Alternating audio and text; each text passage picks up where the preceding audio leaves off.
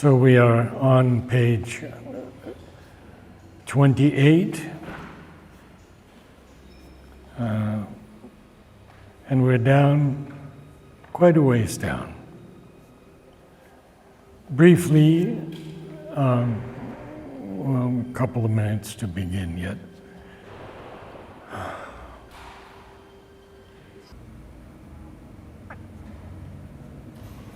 So to summarize last time, Ashwapati, who is actually a pseudonym of Sri Aurobindo, because these are Sri Aurobindo's experiences.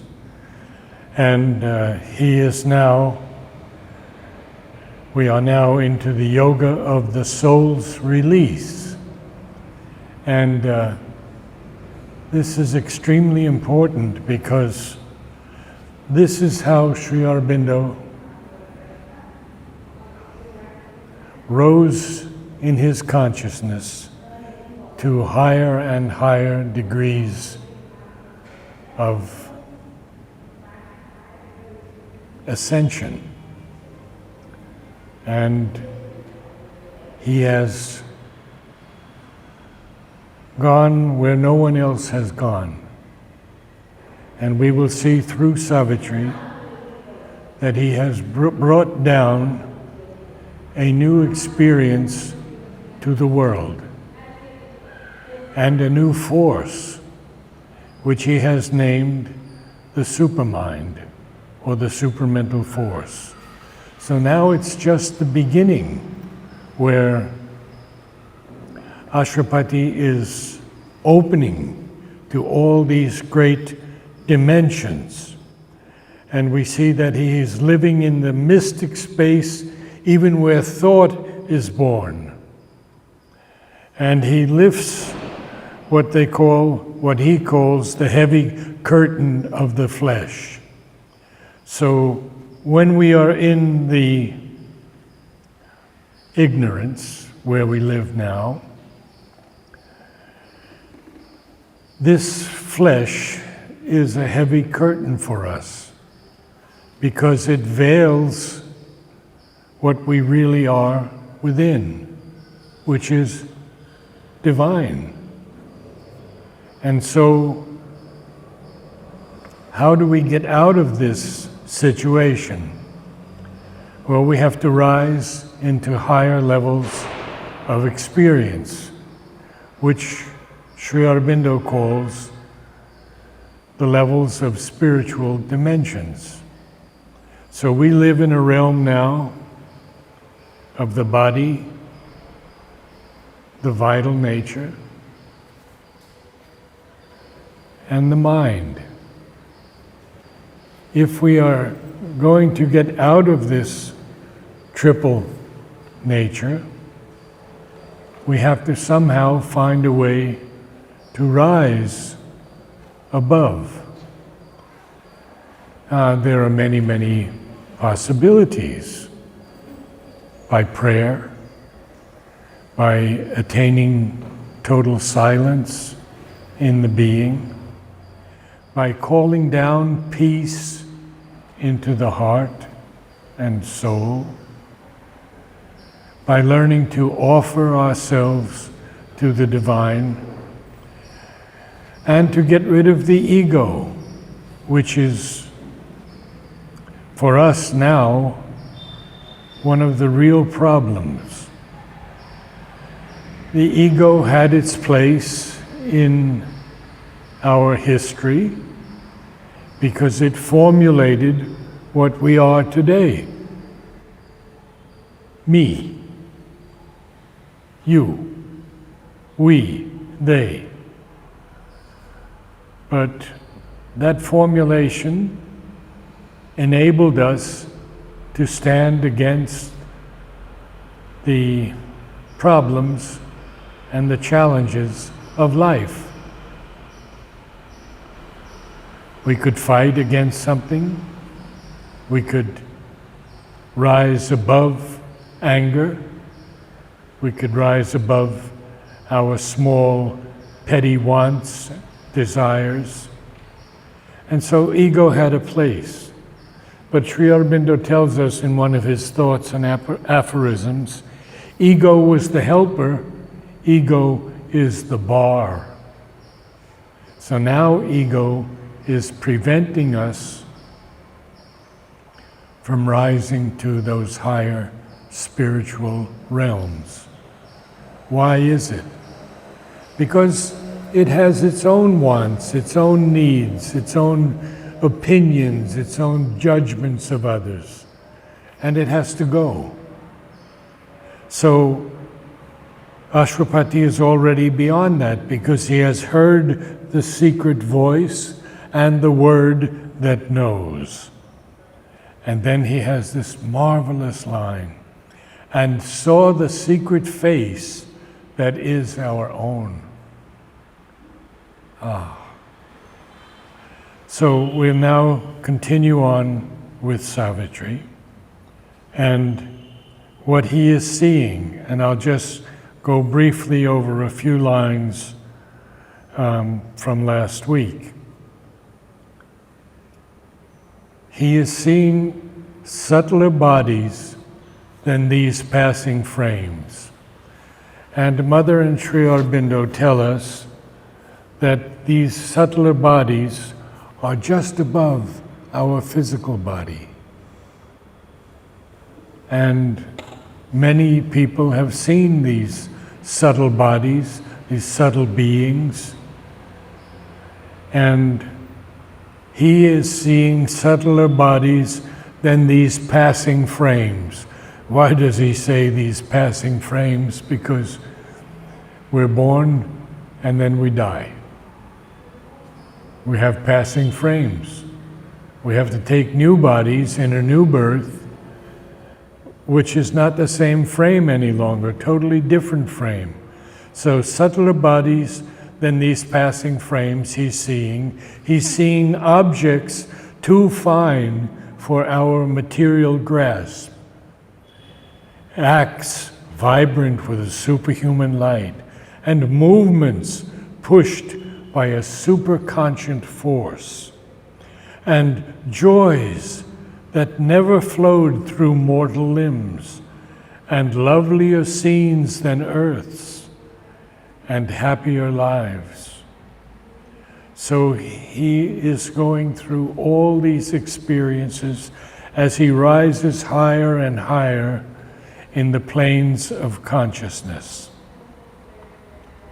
He sees, he has a knowledge which became what it perceived.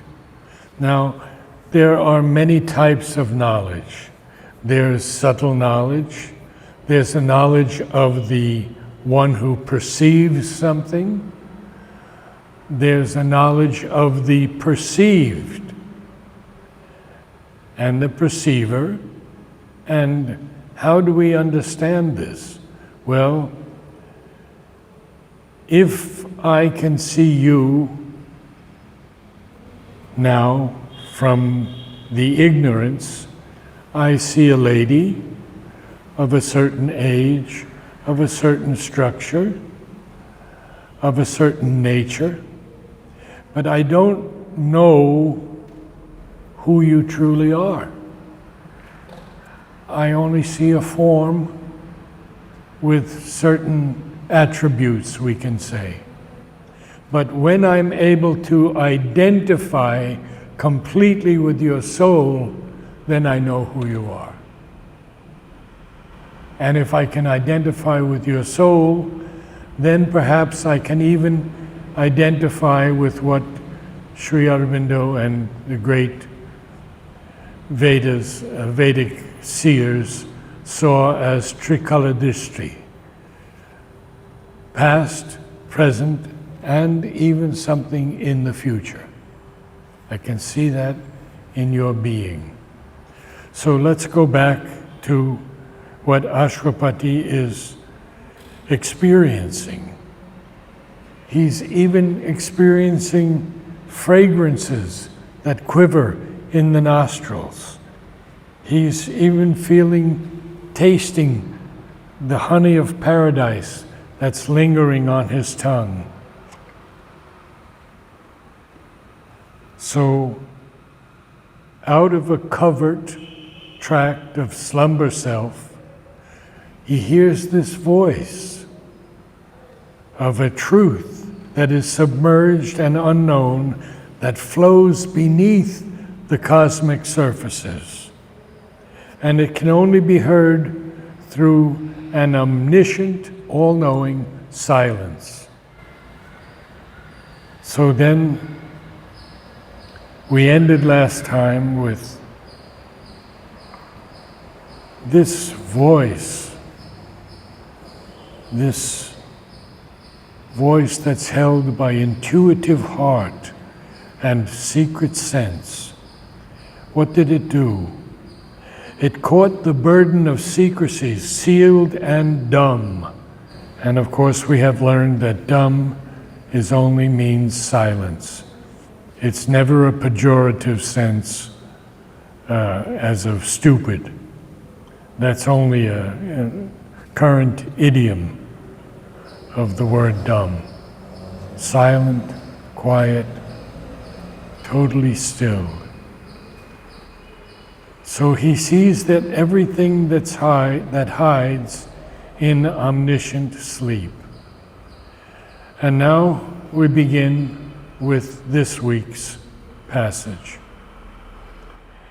In the unceasing drama carried by time, on its long listening flood that bears the world's insoluble doubt, on a pilgrimage without goal, a laughter of sleepless pleasure foamed and spumed, and murmurings of desire that cannot die.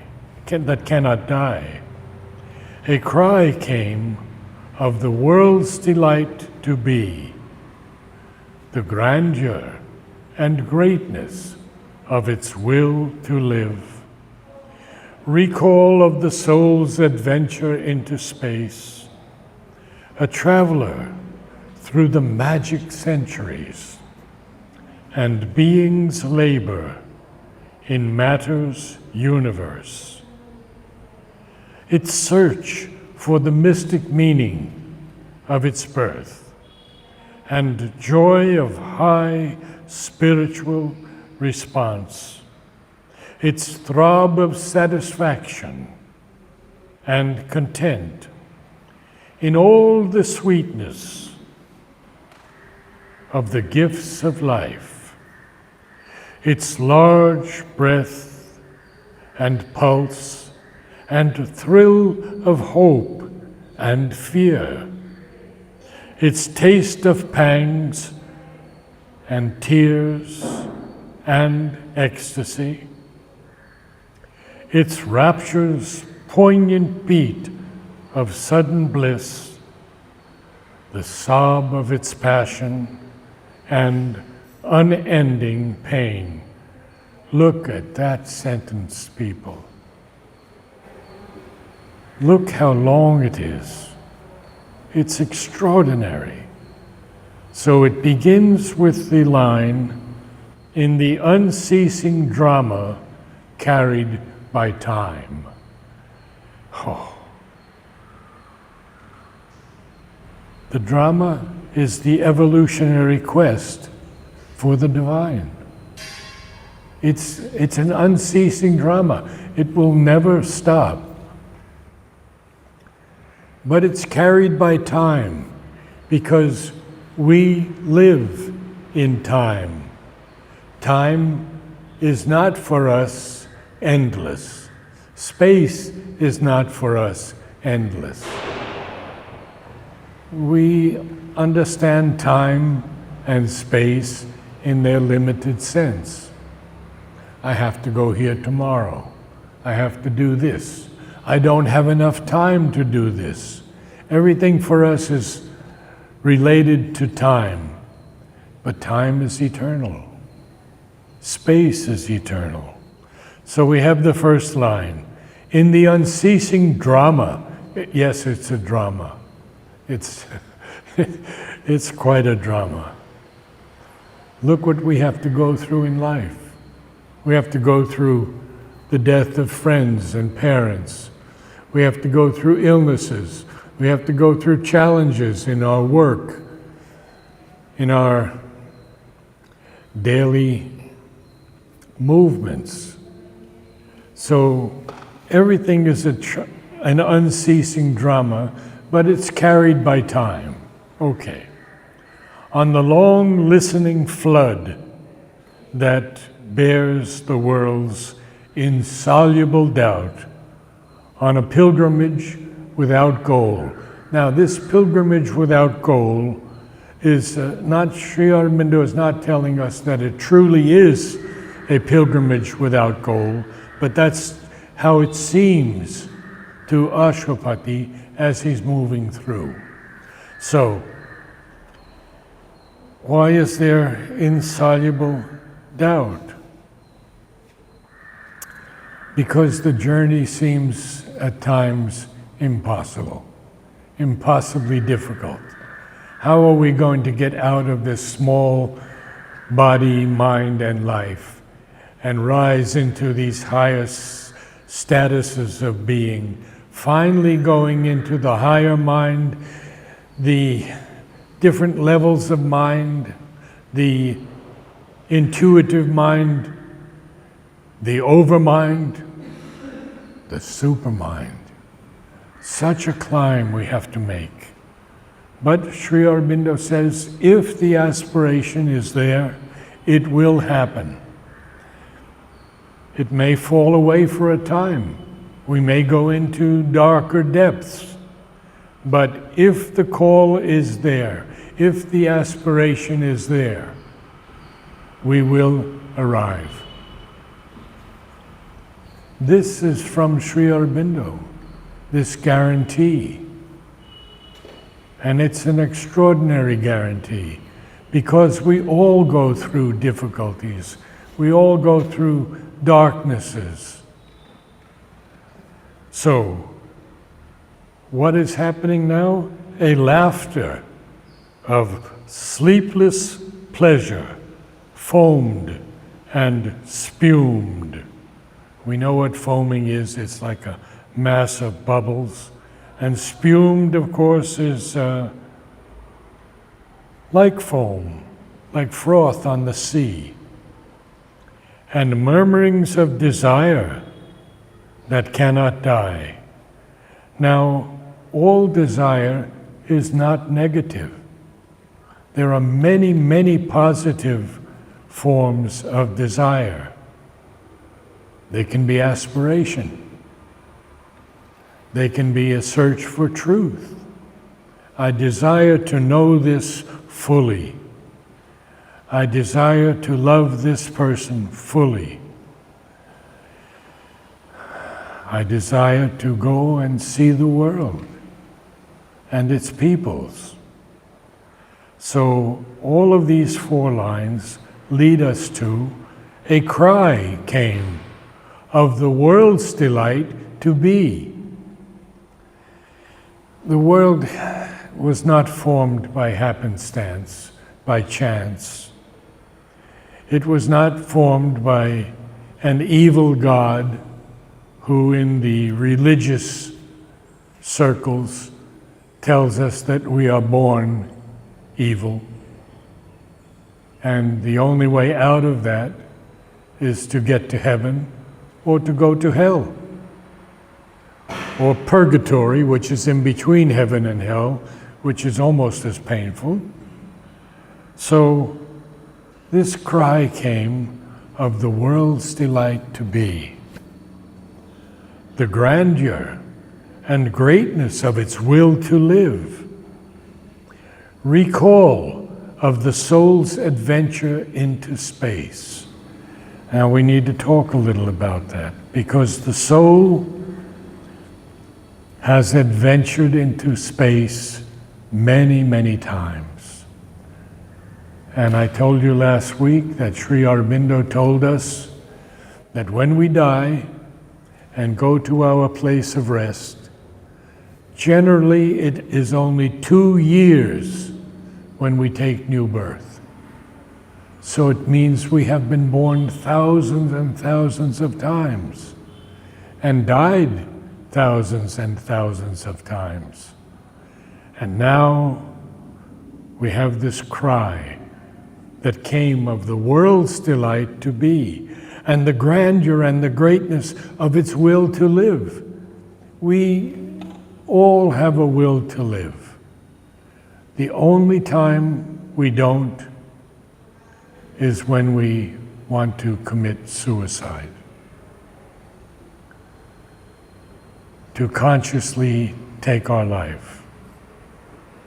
And in Sri Aurobindo's yoga, it is one of the two things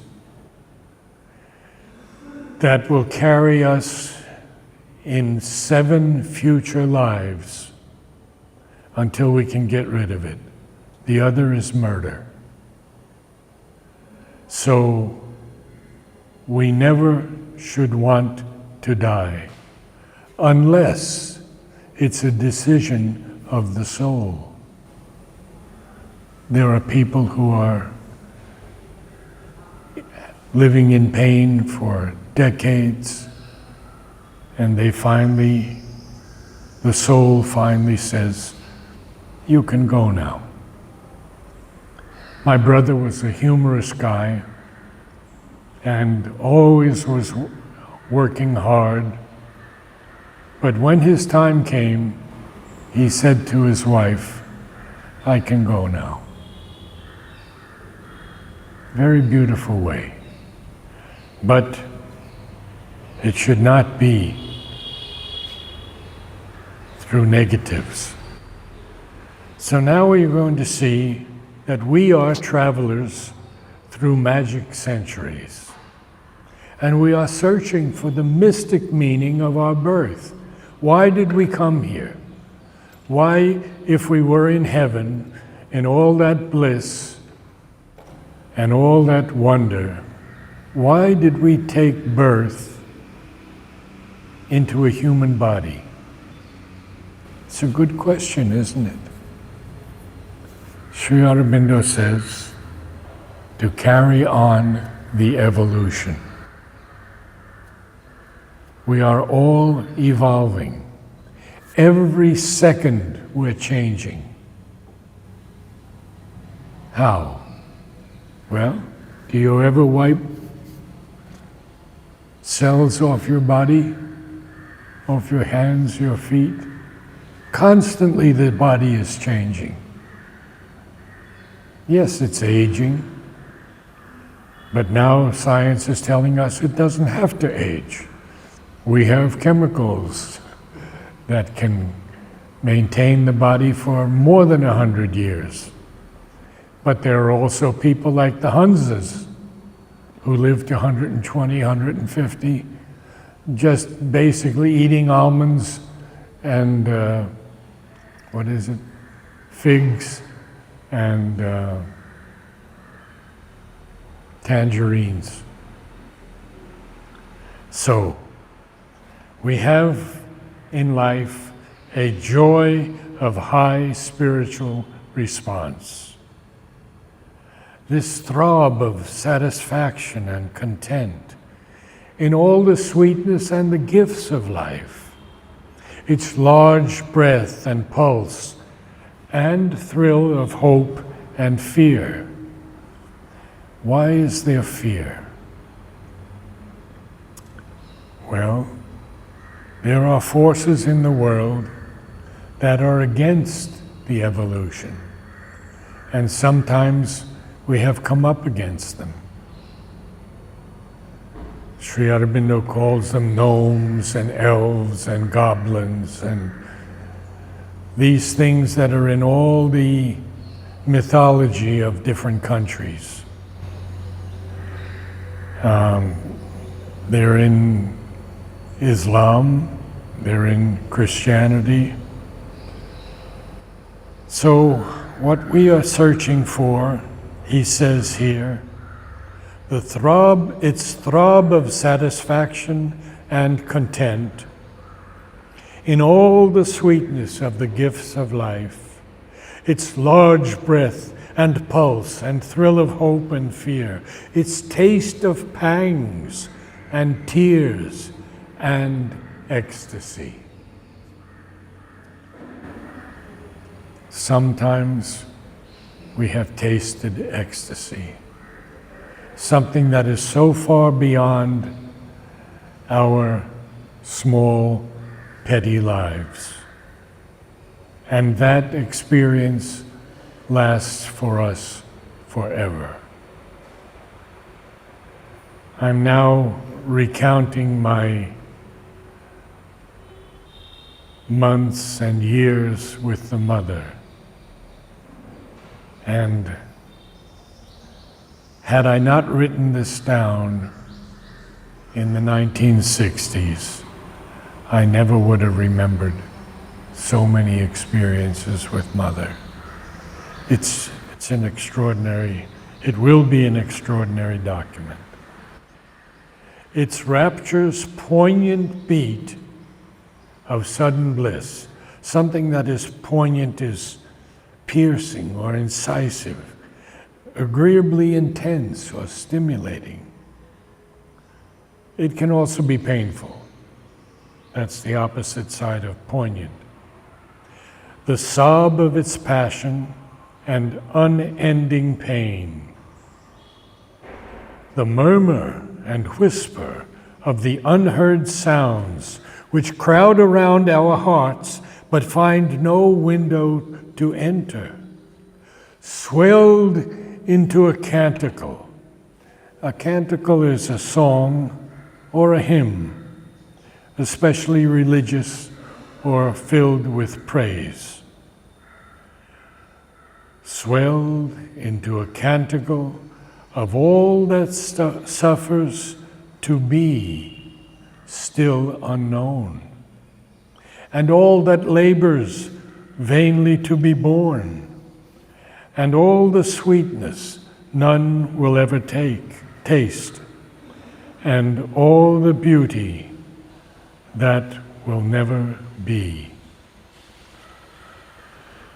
This is what Mother and Sri Aurobindo have come to change. We will taste this sweetness. We will see this beauty that now seems impossible.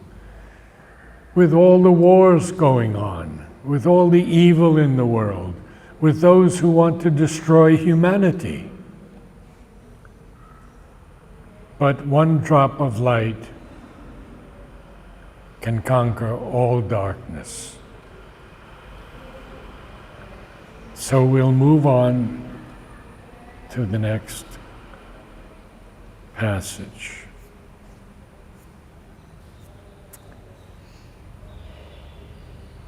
Some words of the Mother on Savitri.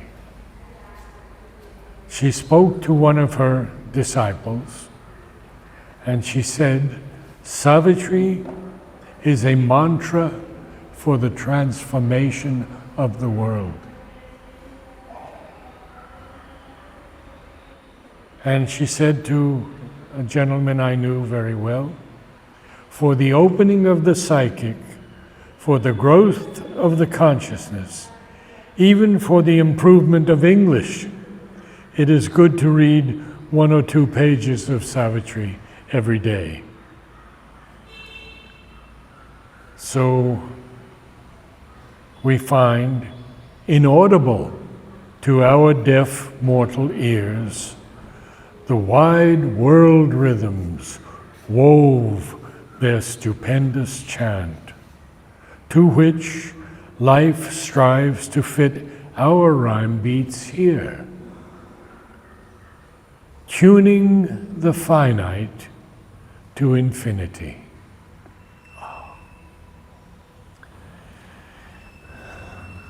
We can't hear these world rhythms with our ordinary ears, because they are deaf to these higher vibrations. They are inaudible, not even loud enough to hear. Yet these wide world rhythms are weaving this stupendous chant, to which life strives to fit our rhyme beats here. We all have rhyme beats. We have, at times, beats of great love, beats of great wonder, beats of the newness that is already coming to earth, melting our limits in the illimitable. Tuning the finite to the infinite. And then we're going to see something else happening. And it's not so pleasant for Ashwapati. A low muttering rose from the subconscient caves. Now, the subconscient,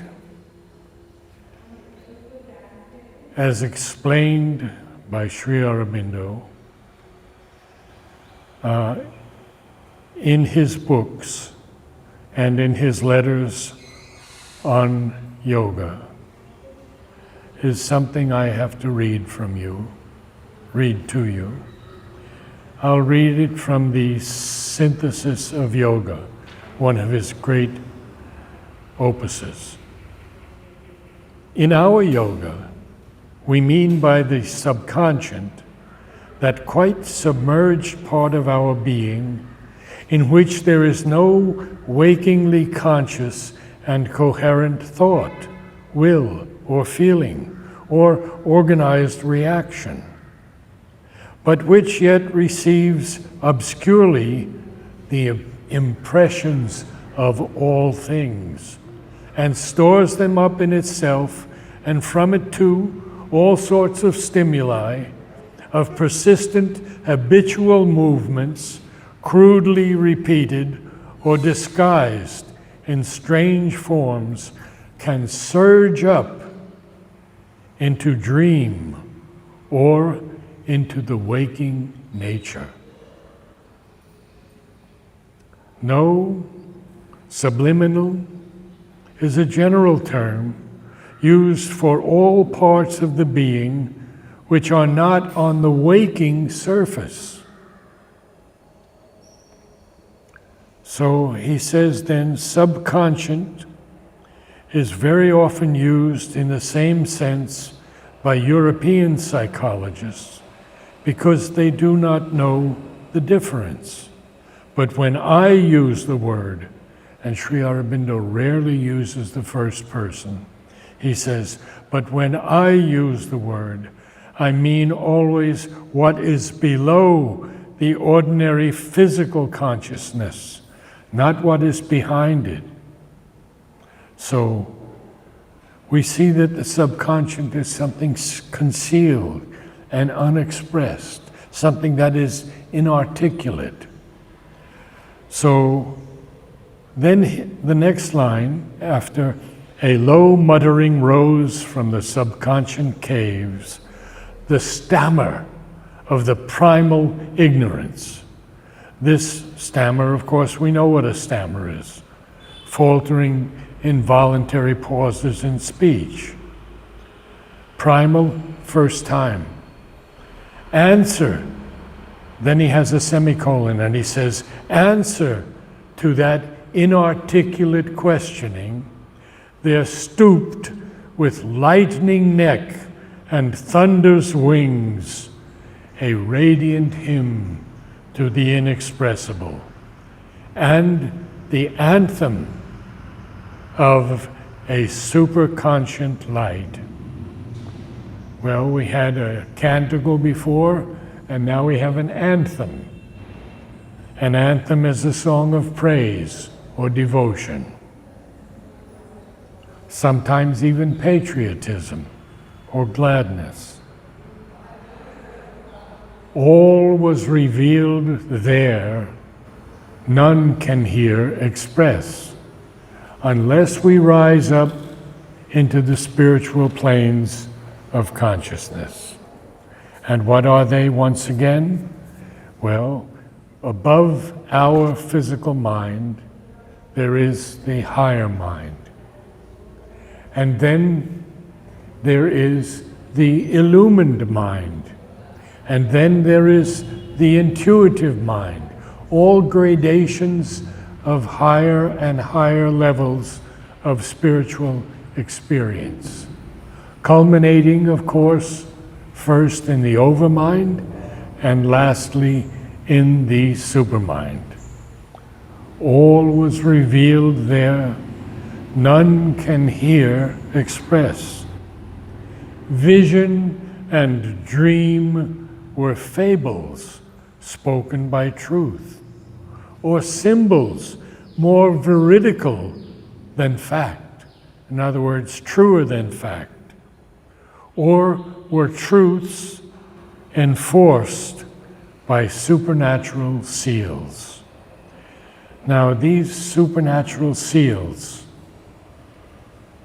are something that we cannot yet penetrate, but rarely, occasionally, we may have a dream that reveals something that we never could know, even intuitively, in our normal state of ignorance. So, now what happens to Ashwapati? It's so beautiful, and I will end with some passages here. Immortal eyes approached and looked in his, and beings of many kingdoms neared and spoke. The ever-living, whom we name as dead, could leave their glory beyond death and birth to utter the wisdom which exceeds all phrase. Oh, so this is extraordinary poetry. So we see that vision and dream were fables spoken by truth, and they were also even more. They were even symbols, more veridical than fact. And you know that in Christianity, I don't want to say through Christ, he spoke in symbols, he spoke in parables, so people could understand more easily the truth of things. And now we see that beings of many kingdoms came close to Ashwapati and they spoke. Now, you see, there are so many kingdoms that we are not yet aware of. There are people or beings, we can call them if we will. I don't like to use the term being so much.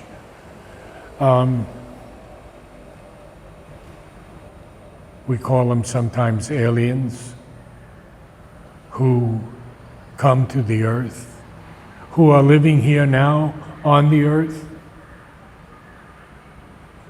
And we meet them sometimes. We know that very clearly one was Tesla. Another one might have been the great visionary, can't recall his name at the moment, but Edward Casey, who had so many visions and saw the future. And many of them can tell us of the future. And I'll just share a brief story with you about the US had invented a weapon which could destroy humanity and not even damage a building. And one day, an alien plane, we can call it, or whatever we want to use, whatever term we want to use, came over this secret place in the desert of America, and in a second destroyed that weapon. At the same moment, another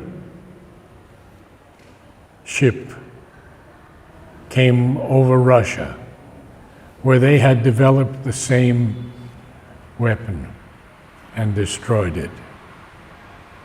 So these beings, aliens we might call them, are helping Earth. Most of them are helpful. There may be a few that are on the edge, but most of them are here to help us grow in consciousness and evolve in spirit. So now what does Ashwapati see?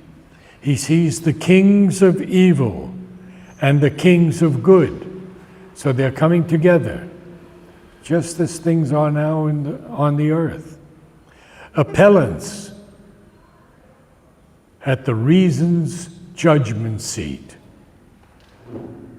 proclaimed the gospel of their opposites, and all believed themselves spokesmen of God. The gods of light and titans of the dark battled for his soul as for a costly prize. And this battle is going on today. But here they are battling Ashwapati, Sri Aurobindo, battling for his soul as for a costly prize. And so it's a moment of a very particular climax. In every hour, loosed from the quiver of time, there rose a song of new discovery. Each day, a bow twang's hum of young experiment. Each day was a spiritual romance, as if he was born into a bright new world. Adventure leaped an unexpected friend, and danger brought a keen, sweet tang of joy. Each happening was a deep experience. So we're about through. If there are any questions, I'll be happy to answer anything. So we see that that Savitri is pure magic. It really is pure magic, isn't it? And if you read Savitri, your life will change dramatically. But you have to read it slowly. You have to read it with reverence and with faith. Because in it, Sri Aurobindo reveals all the history of man's experiences and the future that he promises us will be filled with beauty and love and truth. Namaste. So each week we have a session on Sri Aurobindo's magnum opus Savitri, which is the longest poem written in the English language. And I share some of the experiences that Sri Aurobindo has given to us.